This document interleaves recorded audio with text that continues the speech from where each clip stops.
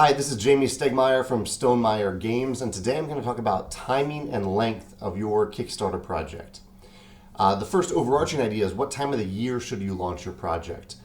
And in general, I don't think it matters all that much.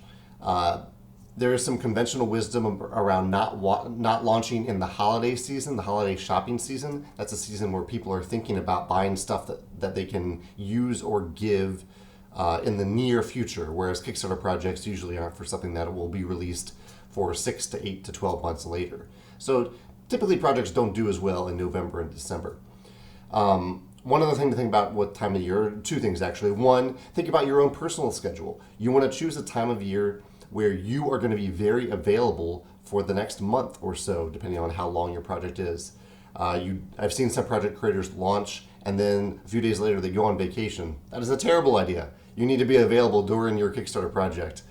And the last thing is, if you have a product, a game that is related to a certain time of the year, like if it's springtime themed or if it's Halloween themed, you might think I should launch it like 6 months in advance of Halloween so that I can release it on Halloween. But we've actually found that it's better to launch when Halloween, for example, when Halloween is on people's minds. So launch that in October if you have a Halloween themed project.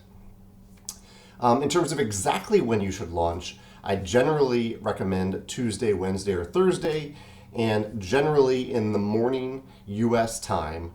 But it's important to also think about that you're probably hoping to appeal to backers around the world, not just US backers. So kind of think about that when you're thinking about time zones. I still think it's 8, 9 a.m. in the morning is a pretty good time, US time, because Europeans are kind of getting off work around that time.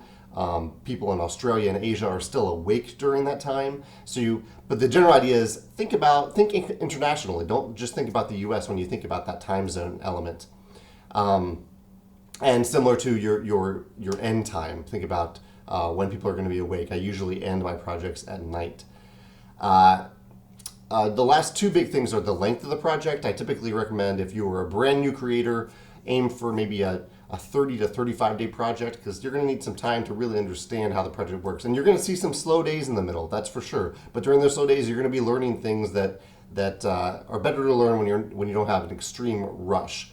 Whereas if you are an experienced creator, I recommend going down to as few as 15 days, 15, 18, maybe 20-day projects, because you have a big built-in audience who are going to come in, they're going to back it, and you don't need a big time in the middle of your project to learn from anything. You've done this before.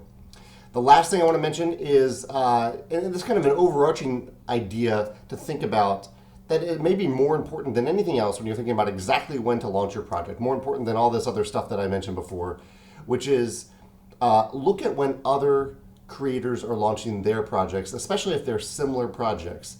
I have a Google Doc set up on my website that's about coordinating launch and end dates, so that you don't launch your Halloween project on the same exact day as someone else who's launching a Halloween themed project, specifically in the board game category, because then backers are going to often end up choosing between those two projects rather than choosing one or the other.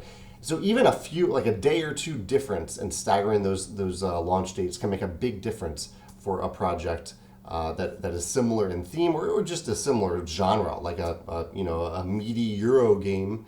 Don't launch on the same day as another meaty Euro game. Just wait a day. Those are some general things to think about. There's no set formula for this, but hopefully these will give you a path to decide what's best for your project. Thanks.